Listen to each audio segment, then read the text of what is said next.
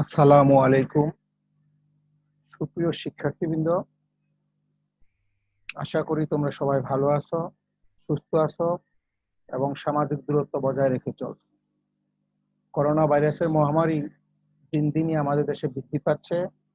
এই অবস্থায় আমাদের করণীয় হয়েছে নিজেরা সুস্থ থাকবো, পরিবারকে সুস্থ রাখবো এবং আমাদের দেশকে সুস্থ রাখবো।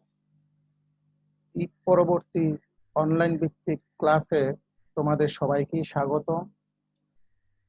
আশা করি তোমরা সবাই অনলাইন ক্লাসে যোগদান করেছো। আজকের পাঠ উপস্থাপনায় আমি মোহাম্মদ সাইদুর রহমান, প্রভাষক, উদ্ভিদবিদ্যা বিভাগ, ঢাকা কলেজ, ঢাকা। আজকের পাঠ অনার্স সেকেন্ডারি স্টুডেন্টদের সাথে। তোমরা জানো ঈদের আগে তোমাদের সাথে আমরা চ্যাপ্টার 2 নিয়ে কথা বলতেছিলাম। ওই জায়গায় আমরা ব্রায়োফাইটের স্বভাব নিয়ে আলোচনা করেছিলাম।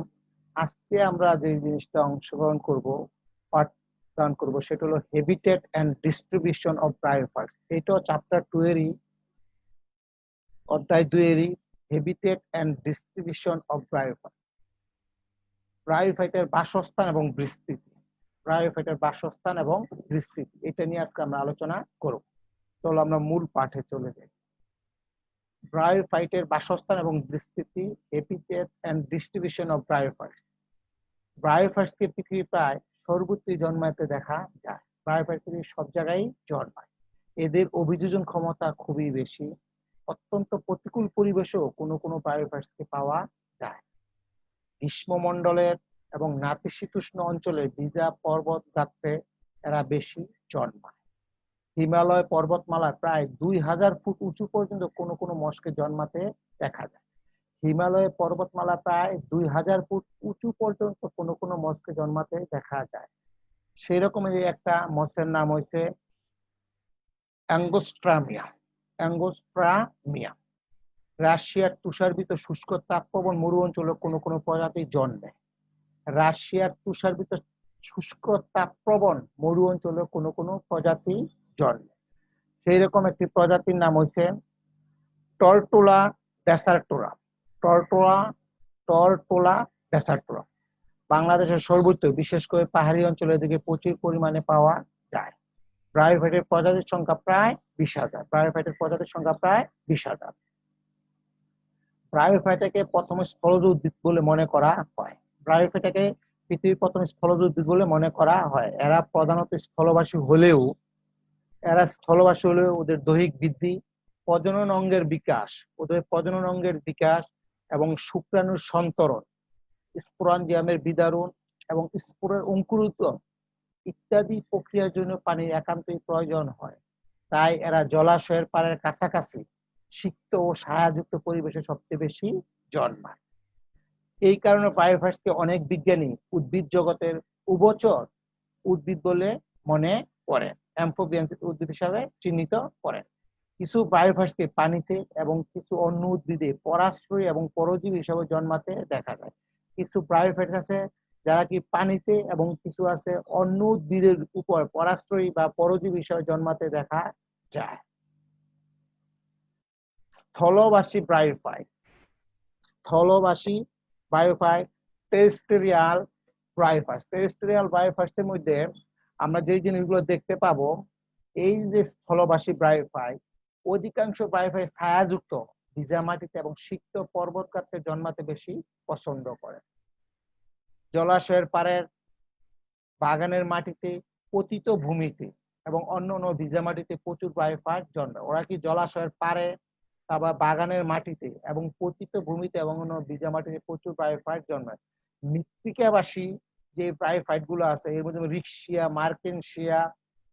রিক্সিয়া, প্লেজিওকাজমা, তারপর হচ্ছে প্যালাবাইসিনিয়া, টার্জেনিয়া, মনোক্লিয়া, সায়াথোডিয়াম, অ্যান্থোসোরাস, নোটোথালাস ইত্যাদি, এবং বিভিন্ন রকম মস এবং বিভিন্ন রকম ব্রায়োম, থেসিডেন্স, বারবুলা ইত্যাদি ভিজামাটিতে জন্মে। বিভিন্ন রকমের মস ভিজামাটিতে জন্মে। অনেকগুলো মস শুষ্ক মাটিতে এবং মরু অঞ্চলে জন্মাতে পারে।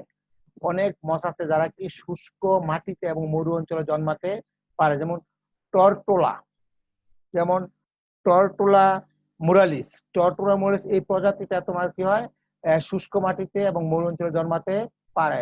তারপরে টরটোলা ডেসার্টোরিয়াম, পলিট্রিকাম ইত্যাদি। প্রস্তরবাসী লিথোফাইটস, প্রস্তরবাসী অসংখ্য বায়োফাইটস পাথরের ভিজা গাত্রে প্রচুর পরিমাণে ঘন সন্নিবিষ্ট হয়ে জন্মায়।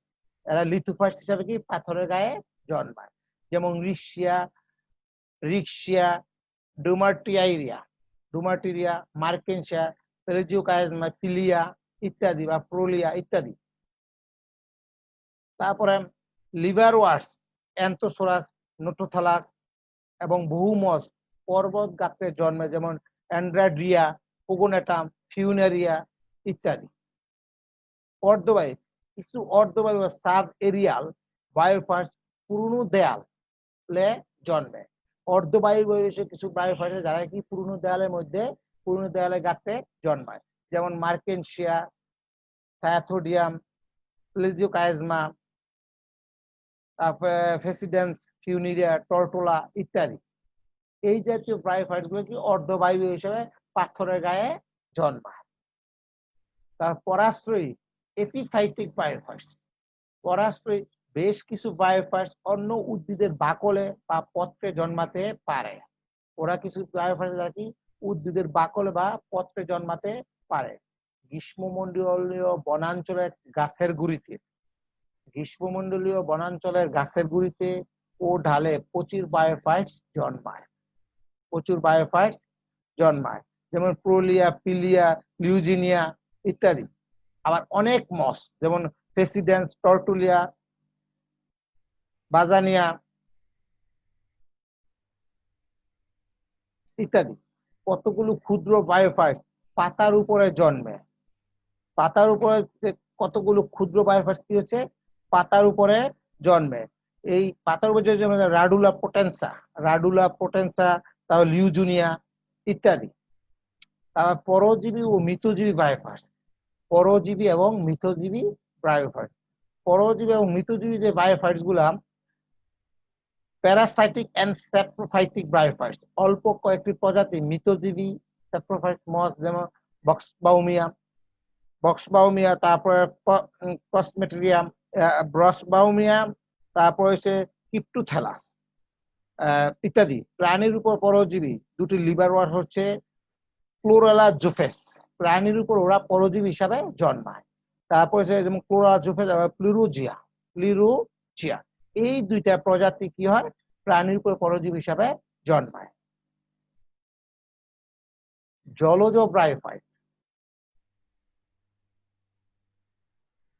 বেশ কিছু বায়োফাইট, জলজ বায়োফাইট মানে অ্যাকোয়াটিক বায়োফাইট, বেশ কিছু বায়োফাইট জলজ, এরা পানিতে ভাসমান, এরা পানির উপর কি ভাসমান অবস্থায় থাকতে পারে, নিমজ্জিত অবস্থায় এবং নেঙ্গুরাবদ্ধ অবস্থায় জন্মায়।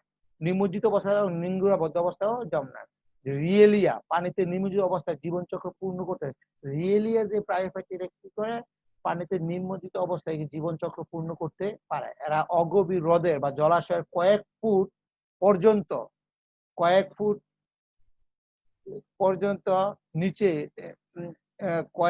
ফুট নিচে রাইজোটা মৃত্তিকার সাথে আবদ্ধ থাকে। পিলিয়া এপিফিলা এবং পিলিয়াম প্যান্ডিবিয়াফুলিয়া কখনো কখনো প্রবহমান জলাশয়ে নিমজ্জিত অবস্থায় জন্মায়। এই যে দুইটা প্রজাতি কি হয় এই প্রবাহমান পানিতে নিমজ্জিত অবস্থায় জন্মায়। পত্রযুক্ত লিভারওয়ার্ট,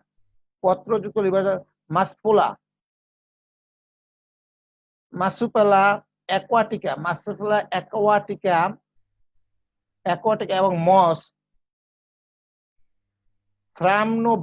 থ্রামনোবায়ম, লিকুব্রায়ম, ফন্টিনেলিস ইত্যাদি অগভীর এবং গভীর জলাশয়ে নিমজ্জিত অবস্থায় জন্মাতে পারে। এই বায়োফাইটগুলো কি অগভীর এবং গভীর জলাশয়ে কি নিমজ্জিত অবস্থায় জন্মাতে পারে। কয়েকটি প্রজাতি যেমন থামনোব্রায়ম 60 মিটার গভীরতা পর্যন্ত জন্মাতে পারে। সামনোব্রায়োমটা কি করে 60 মিটার গভীরতা পর্যন্ত ওরা জন্মাতে পারে। যেমন রিচার্ড সায়োপসিস ল্যাক্টাস্ট্রিস আমেরিকার টিকটিকিয়া হ্রদে জন্মায়। রিচার্ড সায়োপসিস ল্যাকাস্ট্রিস আমেরিকার টিটিকাকা হ্রদে জন্মায়। এই প্রজাতি আমেরিকার টিটিকাকা হ্রদে জন্মায়। স্প্যাগনাম নিমজ্জিত অবস্থায়, এই মাছটা নিমজ্জিত অবস্থায় বা ভাসমান অবস্থায় এবং মৃত্তিকায় সংযুক্ত অবস্থায় জন্মাতে। ওরা কি করে? নিমজ্জিত অবস্থায় জন্মাতে পারে, ভাসমান অবস্থায় জন্মাতে পারে এবং মৃত্তিকায় সংযুক্ত অবস্থায় জন্মাতে পারে। স্প্যাগনাম ভূপৃষ্ঠের 1 থেকে 2% স্থান কভার করে, যে কোনো উদ্ভিদ গণের চেয়ে বেশি। এরা কি করে? ভূপৃষ্ঠে 1 থেকে 2% কভার করে, যে কোনো উদ্ভিদ গণের চেয়ে বেশি। এরা ভিজামাটি ও বনাঞ্চলেও জন্মায়। কয়েকটি প্রজাতিকে ঝর্ণার স্রোতযুক্ত পানিতে নিমজ্জিত অবস্থায় পাওয়া যায়। এদের কয়েকটি প্রজাতি আছে যারা কি ঝর্ণার স্রোতযুক্ত পানিতে নিমজ্জিত অবস্থায় পাওয়া যায়। যেমন লিভারওয়ার্ট, নার্ডিয়া কম্পেসা এবং স্ক্যাপিনিয়া পেলুডোসাকে আলাস্কার ঝর্ণার পানিতে পাওয়া যায়। এই দুইটা প্রজাতি কি আলাস্কার ঝর্ণার পানিতে পাওয়া যায়। অ্যান্থোসোরাস লিভিস, ব্লিন্ডাম, ফেসিডেন্স, লোফিলিয়াম কে আল্পস পর্বতের ঝর্ণার পানিতে জন্মাতে দেখা যায়। আল্পস পর্বতের ঝর্ণার পানিতে দেখা যায়। টাকাকিয়া বরফ গলা ঠান্ডা পানিতেও জন্মায়। টাকাকিয়া যে প্রজাতিটা আছে, এই প্রজাতিটা কি হয়? বরফ গলা ঠান্ডা পানিতেও জন্মাতে পারে। কিছু ব্রায়োফাইট সমুদ্রের লোনা পানি বা ব্রাকিশ পানি, সিক্ত পাথরের গায়েও পাওয়া যায়। যেমন গ্রিমিয়া মেরিটিমা, স্ক্যাপিয়া আন্ডোলাটা ইত্যাদি। অস্ট্রেলিয়ার কুইন্সল্যান্ডের নদীর মোহনার ব্রাকিশ পানিসিক্ত ম্যানগ্রোভ বনাঞ্চলের মাটিতেও টেক্সিথিলিয়াম মেরিলি মস কার্পেটে আবরণ সৃষ্টি করে জন্মায়। ওরা কি টেক্সিথিলিয়াম মেরিলি মস কার্পেটে আবরণ সৃষ্টি করে জন্মায়।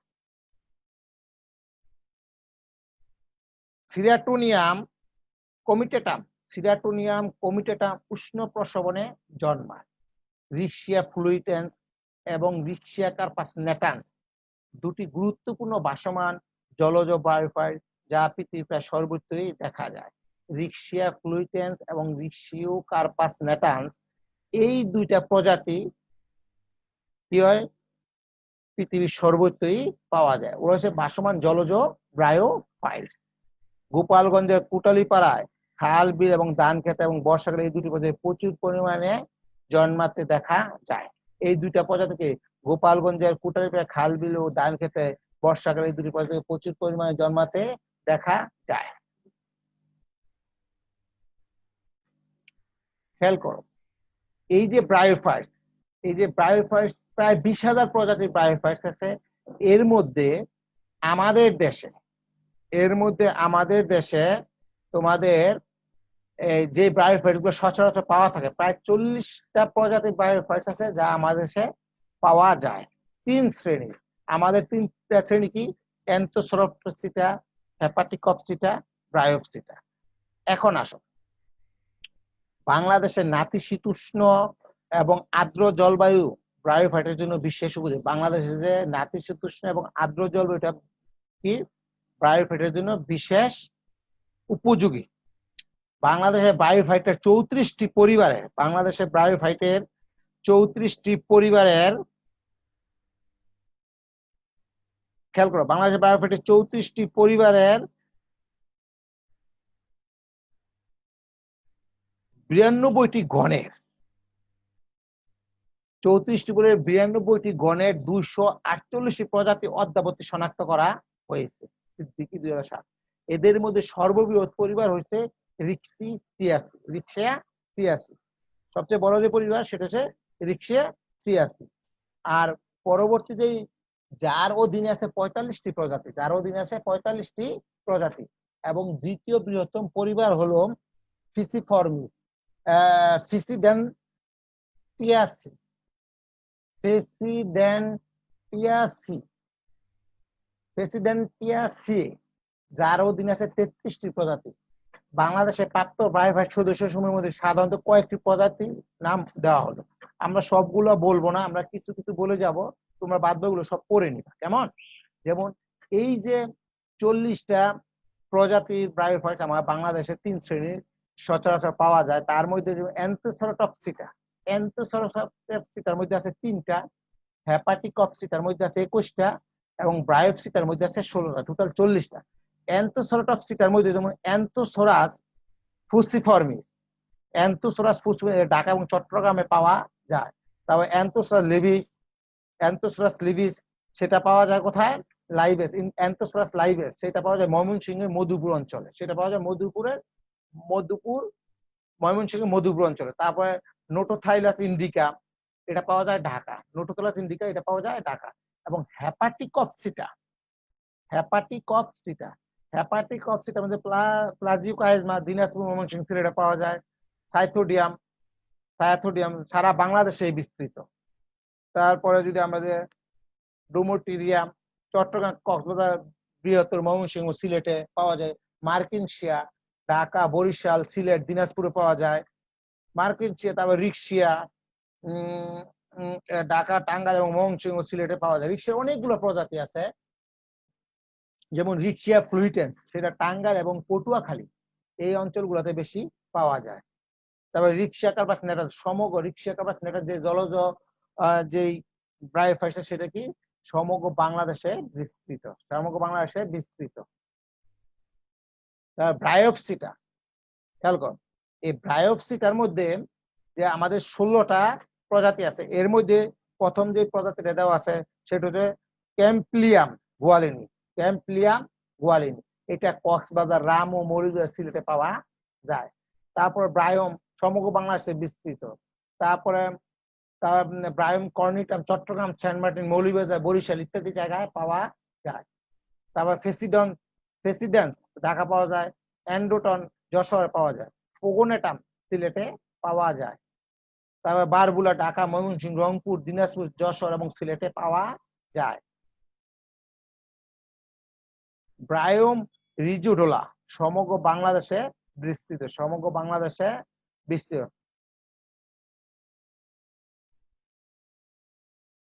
এখন আসো আমরা ব্রায়োফাইটের প্রজনন নিয়ে আলোচনা করি। ব্রায়োফাইটের প্রজনন বলতে সাধারণত আমরা যে জিনিসগুলো প্রজনন হচ্ছে একটা জীবের বা একটা উদ্ভিদের কি স্বাভাবিক বা অনন্য বৈশিষ্ট্য, জীবের অনন্য বৈশিষ্ট্য হলো প্রজনন।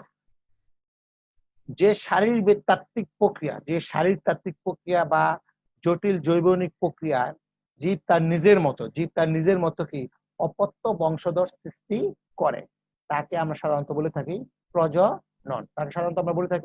প্রজনন।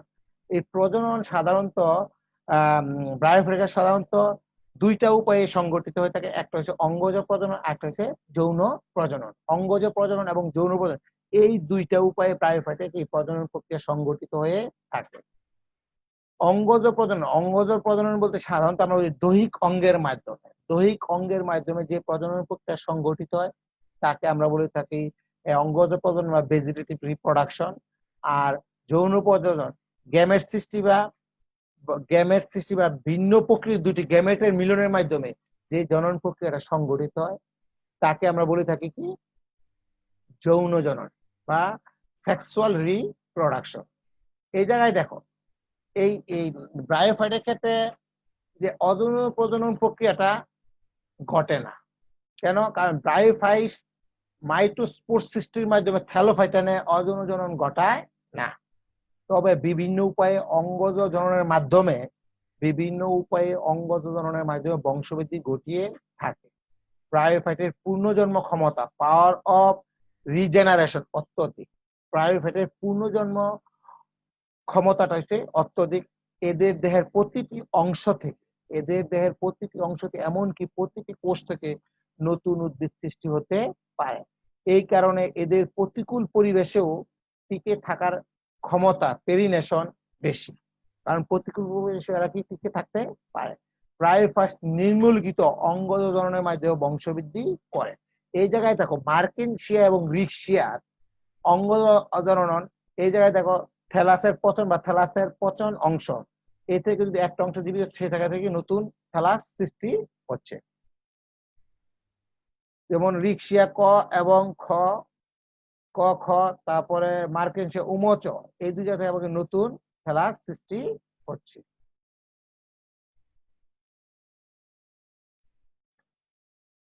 খন্ডায়ন ফ্রাগমেন্টেশন, থ্যালাসের ক্রমবর্ধমান পুরাতন অংশের পচনের ফলে, চিত্রটা আমরা আগে দেখলাম, 25 শাখা পৃথক হয় এবং প্রতিটি শাখা থেকে নতুন উদ্ভিদে পরিণত হয়, প্রতি শাখা থেকে নতুন করে নতুন উদ্ভিদে পরিণত হয়। হেপাটিকপসিটা, অ্যান্থোসরপসিটা এবং সাইটোমাসে এরূপ প্রজনন দেখা যায়। রিকশিয়া, মার্কিনশিয়া, অ্যান্থোসোরাস, পলিট্রিকা ইত্যাদি।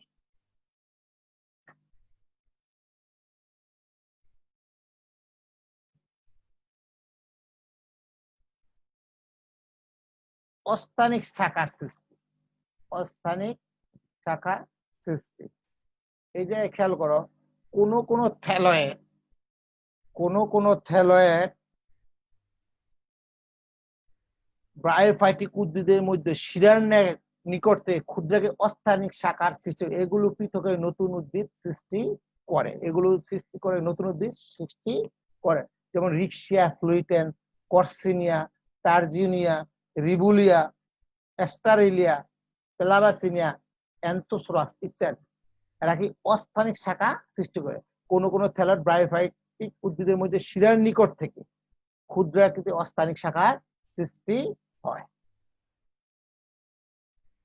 ক্লাডিয়া, কিছু ব্রায়োফাইটের কাণ্ড পাতায় এক ধরনের ক্ষুদ্র শাখা বা ব্রম বাঞ্চের সৃষ্টি হয় এবং আলাদা হয়ে নতুন উদ্ভিদ সৃষ্টি করে, এগুলোকে ক্লাডিয়া বলে। যেমন দুই ধরনের ক্লাডিয়া, পত্র ক্লাডিয়া, কাণ্ড ক্লাডিয়া, ফেসিফর্মিস। এখন দেখো এই ফ্লুলোনিয়া, তারপর কাণ্ড ক্লাডিয়া, লিপ্টুলাইজুনিয়া, পত্র ক্লাডিয়া হচ্ছে ফ্লুলোনিয়া এবং কাণ্ড ক্লাডিয়া হচ্ছে লিপ্টুজুনিয়া বা ব্রায়োপটেরিস ইত্যাদি। এখন দেখো শাখা এবং রূপান্তরিত শাখা, কোন ব্রায়োফাইটের একটি সম্পূর্ণ শাখা বা এর অগ্রভাগ পৃথক হয়ে এর থেকে নতুন উদ্ভিদ সৃষ্টি হতে পারে, যেমন স্প্যাগনাম ফুলিয়া ইত্যাদি। অনেক ব্রায়োফাইটের রূপান্তরিত শাখা বা কুড়ি পৃথক হয়ে নতুন উদ্ভিদ সৃষ্টি করে। অনেক ব্রায়োফাইট আছে কি রূপান্তরিত শাখা বা কুড়ি সৃষ্টির মাধ্যমে কি নতুন উদ্ভিদ সৃষ্টি, ব্রায়োম ফুলিয়া ইত্যাদি। এই জাতীয় প্রজাতিগুলা কি এই কুড়ি সৃষ্টি করেও কি নতুন উদ্ভিদ সৃষ্টি করতে পারে। গিমা সৃষ্টি বা গিমা কাপ সৃষ্টি, ব্রায়োফাইটে কোন উদ্ভিদে এককোষী বা বহুকোষী অঙ্গজ মুকুল সৃষ্টি হয়। ব্রায়োফাইটের কোন উদ্ভিদে এককোষী এবং বহুকোষী অঙ্গজ মুকুল সৃষ্টি এবং এর মাধ্যমে অঙ্গজ বংশবৃদ্ধি ঘটে, একে বলা হয় গিমা। গিমা সাধারণত বিশেষ অঙ্গ গিমা কাপের মধ্যে উৎপন্ন হয় এবং সেখান থেকে পৃথক হয়ে বৃদ্ধি পেয়ে নতুন উদ্ভিদে পরিণত হয়। সাধারণত আমরা যে জিনিসটা বুঝি,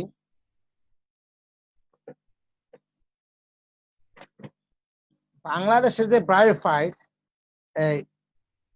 এই পরিণত থ্যালাসটা উপরিভাগে কতগুলো অগভীর পেয়ালা নেয়, গভীরতা নেয়, অগভীর পেয়ালা নেয় উপাঙ্গ তৈরি হয়, যাকে আমরা বলতে গিমা কাপ। আমরা পরবর্তী চিত্রটাতে দেখতে পাবো। গিমা সাধারণত বিশেষ অঙ্গ যাকে গিমা কাপের মধ্যে উৎপন্ন হয় এবং সেখান থেকে পৃথক হয়ে বৃদ্ধি পেয়ে নতুন উদ্ভিদে পরিণত হয়। হেপাটিকপসিটার মধ্যে সবচেয়ে বেশি গিমা সৃষ্টি হয়। হেপাটিকপসিটা যে শ্রেণীটা, এই শ্রেণী সবচেয়ে বেশি গিমা সৃষ্টি হয়। গিমার আকার, আকৃতি, প্রজাতি ভেদে বিভিন্ন রকম। মার্কিনশিয়া, লুনুলারিয়া, লুনালিয়াতে গিমা কাপের মধ্যে বহুকোষী বিন্দুযুক্ত থালানের গিমা উৎপন্ন হয়। ব্লাসিয়াতে ও ফ্লাক্সেনের গিমা কাপের মধ্যে অর্ধগোলাকার গিমার সৃষ্টি হয়। রিকার্ডিয়া, হেপ্লুজিয়াতে থ্যালাসের বাইরের দিকে একটি বড় কোষের মধ্যে দ্বিকোষী গিমা উৎপন্ন হয়। রিকার্ডিয়া এবং হেপ্লুজিয়াতে কোন কোন উদ্ভিদের পত্রে 1 থেকে 3টি গিমা জন্মায়, কোন কোন উদ্ভিদের পত্রে 1 থেকে 3টি জন্মায়। লোফোজিয়া লোফোজিয়া মাইলি স্কেপেনিয়া ইত্যাদি। আবার রাডুলা লেপ্টোকুলিয়া ক্লোরা ইত্যাদি পাতায় ডিসকয়েড বহুকোষী গিমা দেখা যায়। এছাড়াও কাণ্ডের শীর্ষে স্ক্যাপেনিয়া পত্রকক্ষে ট্রিবিয়া গিমা সৃষ্টি হতে পারে।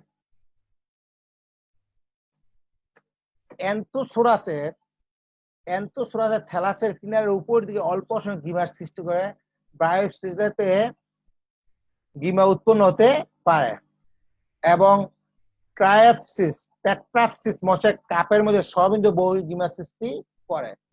ব্রায়োম গোলাকার বহুকোষী গিমা কাণ্ডের গোড়ায় উৎপন্ন হয়।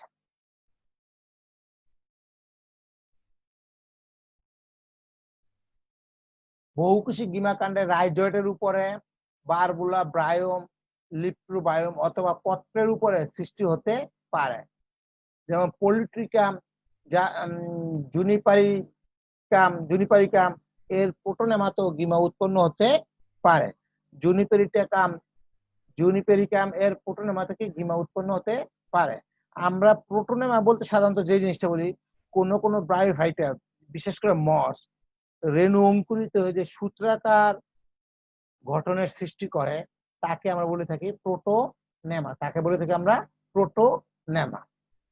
এই জায়গায় দেখো, এই যে গিমা, বিভিন্ন ধরনের গিমা কাপ, এই যে পেয়ালা ক্ষেত্রে গিমা কাপ, এই যে গিমা, এই যে মার্কেনসিয়া, পলিমরফা, রিকার্ডিয়া, তারপর রাডুলা, তারপর ব্রায়োম, ট্যাট্রাফিস ইত্যাদি গিমা কাপ এই জায়গায় দেখানো হয়েছে।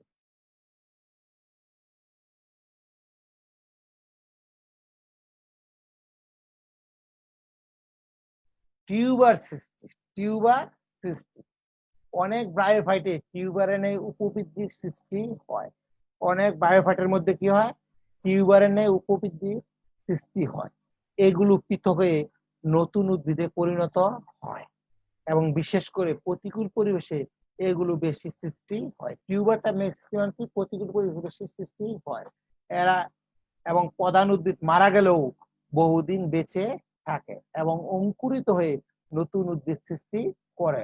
যেমন রিক্সিয়া, জিউথেলাস, টিউবারোসাস, অ্যান্থোসোরাস, ক্লাবেসিনিয়া ইত্যাদি।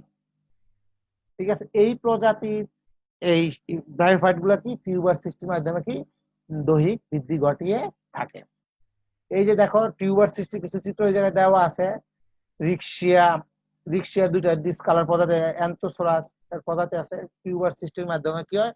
নতুন প্রজাতি ব্রায়োফাইট সৃষ্টি হয়। তারপরে গৌণ প্রোটোনেমা, স্প্যাগনামের যে কোনো কোষ থেকে, এমনকি প্রাথমিক প্রোটোনেমা থেকেও গৌণ প্রোটোনেমা সৃষ্টি হয় এবং এরা কুড়ি সৃষ্টির মাধ্যমে নতুন উদ্ভিদ উৎপন্ন হয়। আরো কিছু মশে এরূপ অঙ্গজ প্রজনন দেখা যায়। এইরকম অঙ্গজ প্রজনন দেখা যায়। এই যে মস, এই মসের মধ্যে আমরা এই প্রজনন গুলা দেখে থাকি, এই গৌণ প্রোটোনেমা সৃষ্টি। তারপর রাইজয়েডের মাধ্যমে আমরা জানি কি ব্রায়োফাইটে কি মূল থাকে, মূলের পরিবর্তে থাকে রাইজয়েড। কোন কোন মস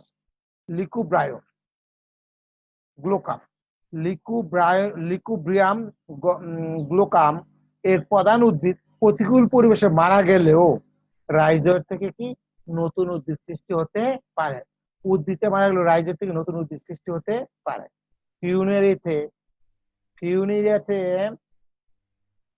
ফিউনেরিয়া সাহিত্য রাইজয়েড থেকে স্টোলন নামক খাড়া শাখা বা তথা নতুন উদ্ভিদ সৃষ্টি হয়। এই উদ্ভিদের রাইজয়েড থেকে ক্ষুদ্র ক্ষুদ্র বুলবিল সৃষ্টি হয়। যা থেকে কি পৃথক নতুন উদ্ভিদ সৃষ্টি করে। এটা কি রাইজয়েটের মাধ্যমে এই উদ্ভিদগুলা তৈরি হয়।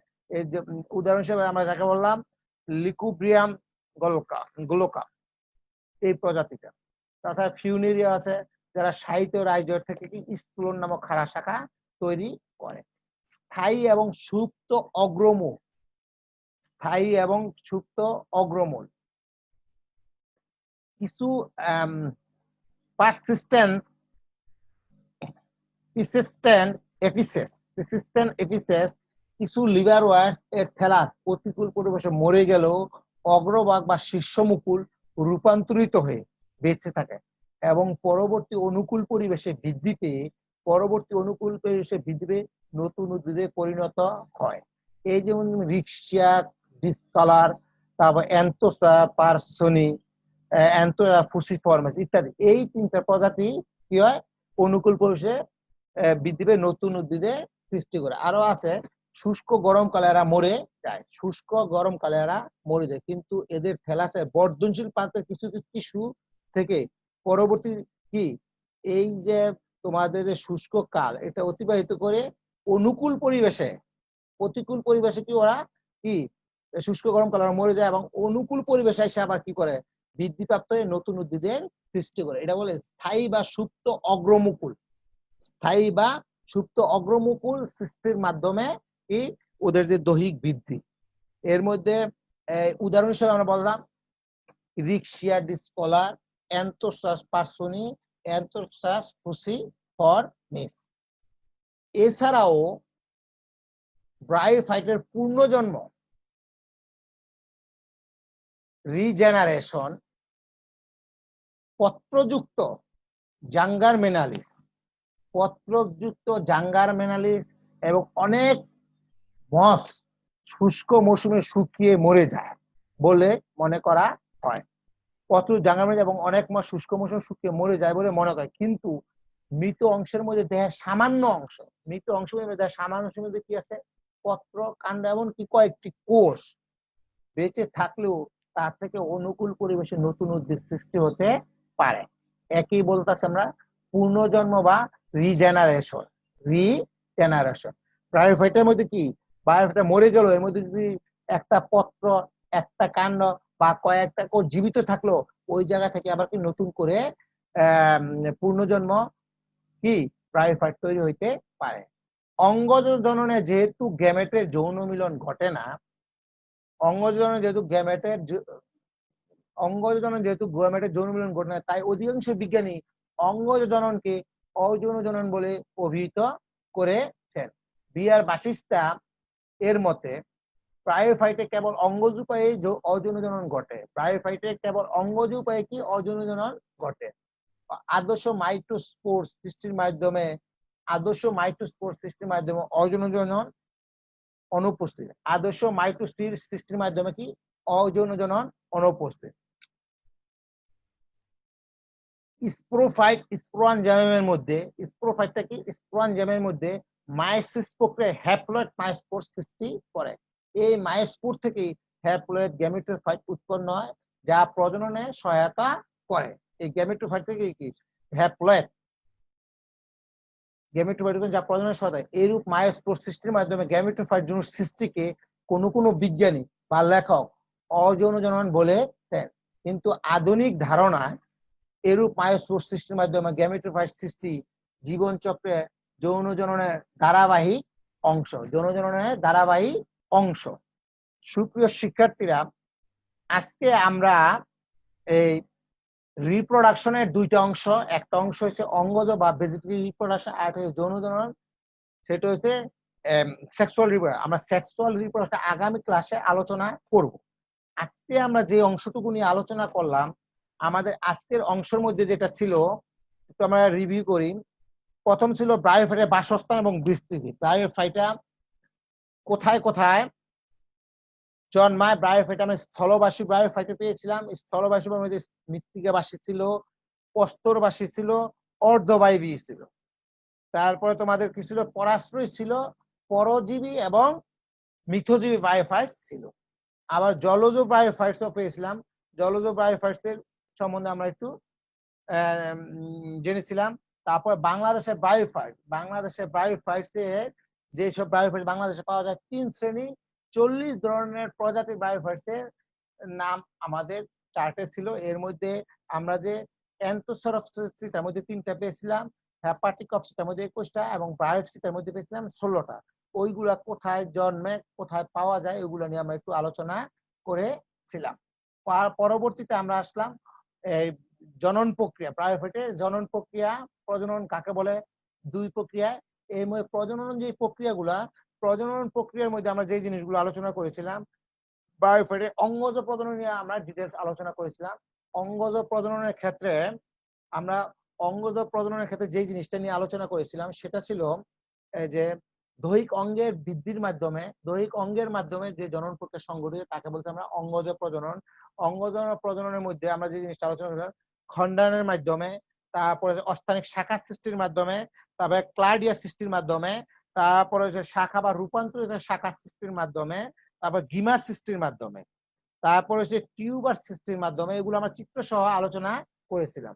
তারপরে গৌণ প্রোটোনেমা সৃষ্টির মাধ্যমে, তারপর রাইজয়েডের মাধ্যমে, তারপরে তোমার স্থায়ী বা সুপ্ত অগ্রমুকুল সৃষ্টির মাধ্যমে, তারপর সর্বশেষ বলছিলাম ব্রায়োফাইটের পূর্ণজন্ম মাধ্যমে ব্রায়োফাইটা কি ওদের বংশবৃদ্ধি করে থাকে। আজকে এই পর্যন্তই। তোমাদের সবাইকে ধন্যবাদ। তোমাদের সুস্বাস্থ্য দীর্ঘায়ু কামনা করে আজকের মতন বিদায় নিলাম। তোমরা সবাই ভালো থাকবে।